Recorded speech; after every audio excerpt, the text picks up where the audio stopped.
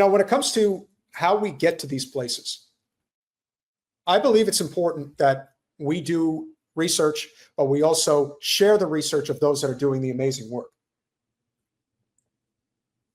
One of those people is friend of the show, James Lee, who we connected with about a year ago, a little over a year ago, worked for Breaking Points with Crystal and Sagar, and he has his own channel, 5149. And he has been doing incredible work regarding journalistic research on key topics. And this story regarding Iran is critical in this moment right now. Not, we are the ones responsible for this. In 1951, this man, Mohammad Mossadegh, was democratically elected by the people of Iran. He was named Time Magazine's Man of the Year, specifically for standing up to Western imperialism. But he did something unforgivable to the West, which was to nationalize the Iranian oil industry. There you go. And that seems to be the number one no-no that any of these countries around the world end up doing. If you think that you are going to circumvent the West when it comes to resources, especially oil, oh no. Can't do that. Not allowed. Saddam Hussein did it. Muammar Gaddafi did it. Mossadegh did it. But in our mind, we have to control everything. We are the global superpower after all. And we only know one speed, which is full blast. So what do? Well, we sent in the CIA to overthrow his government in a secret operation called Project Ajax. And that is exactly what they are attempting to do now. Anything that the CIA is up to, we don't know what they're doing. And that's only one shadow government agency that is involved in these clandestine operations. This is clear as day. So when people ask, how did we end up with the Islamic Republic of Iran? We did it. It's our fault. We gave rise to the Shah Kalamani. That's us. There wasn't some tyrannical regime that just decided to take over Iran. We'll continue. We then installed the Shah, who gave us unfettered access to the oil, but was also a brutal dictator. We're talking about secret police, torture, executions. And this eventually led to the rise of the Ayatollah and the Islamic fundamentalist regime that we know today in Iran. In fact, and that is an excellent point that James is making that everybody should recognize.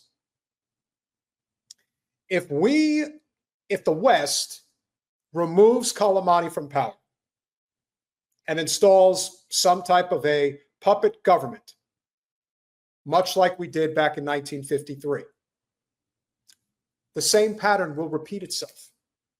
And endless amounts of people are going to die as a result. That's what will happen.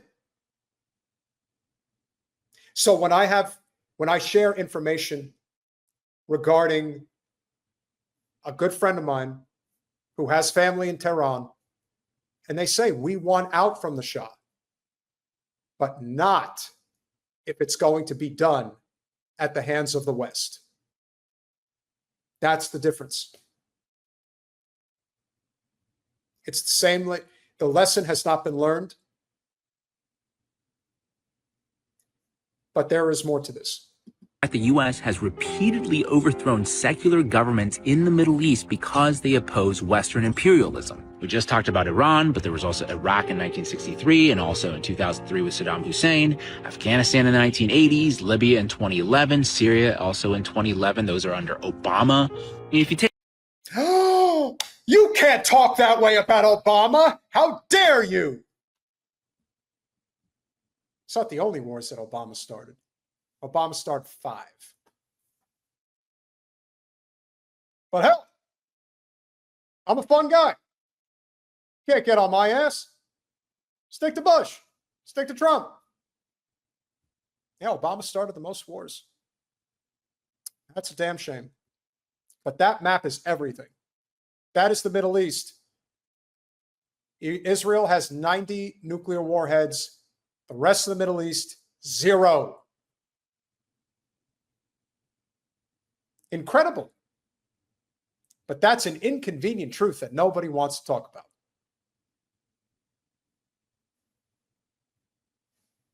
Why should Israel have nuclear weapons? Why shouldn't Iran have their own? If Iran had nuclear weapons, they wouldn't be messed with now, would they? Kind of like North Korea. We'll saber rattle the shit out of them, but we won't actually do anything because then they can fight back. I actually think Iran does have nuclear capability. That's my opinion. Now, I could be wrong, but assuming they don't have it, they're definitely aligned with people that do. That's for sure. Take a look at this map. It's almost like it's not about the nuclear weapons. Please, let's not get lied into yet another regime change war in the Middle East. But it sure as hell seems like we are. That's what they're attempting to do right now. And even in light of the fact, whether it is Pakistan that has a nuclear weapon, or the fact that we are completely seeing through the bullshit of the Israel lobby. Again, the silver lining that we all have to take from this is recognizing that this is all just one big lie. That's all this is. Everything about Iran is a lie. And how do we know that? Because CNN, of all places, decided to air this clip about Netanyahu. And for attaining this goal is getting extremely close. That was 1996 when I was president of the United States. Iran, by the way, is also outpacing Iraq in the development of ballistic missile systems. So this is September of 2002 when I was president of the United States and we hadn't even invaded Iraq yet. This guy goes on national television and wants to subtly throw in the fact that he thinks that Iran is worse than Iraq. There's a pattern here, guys. Pay attention. That they hope will reach the eastern seaboard of the United States within 15 years. By next spring, at most, by next summer, at current enrichment rates, they will have finished the medium enrichment and move on to the final stage. You know, somebody pointed out the other day, this almost looks like a Looney Tunes cartoon with the way he drew that bomb, and it sure does, as far as I can tell. But didn't you say back in 1996 that they would have nuclear capability in 6 months, and now it's 16 years after the fact? And this is 2012, mind you. Yeah, but not done yet. From there, it's only a few months, possibly a few weeks, before they get enough enriched uranium for the first bomb. The foremost sponsor of global terrorism could be weeks away from having enough enriched uranium for an entire arsenal of nuclear weapons. That would. But that's not true. You already have an arsenal of nuclear weapons because nobody has sponsored more terrorism around the world than Israel in conjunction with the United States. Isn't that true, ladies and gentlemen? I think so. Place a militant Islamic terror regime weeks away from having the fissile material for an entire arsenal of nuclear bombs. If not stopped, Iran could produce a nuclear weapon in a very short time. It could be a year, it could be within a few months.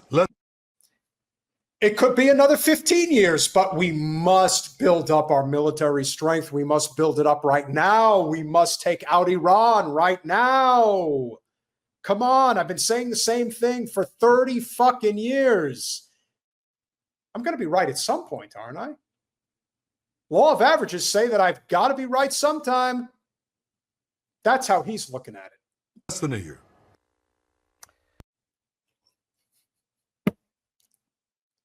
And yet there isn't anybody on corporate media who is going to point this out and point out the absurdity of continuing to claim that we are in imminent danger if Iran gets a nuclear weapon. That's the level of psychosis that we have to deal with in politics on a regular basis.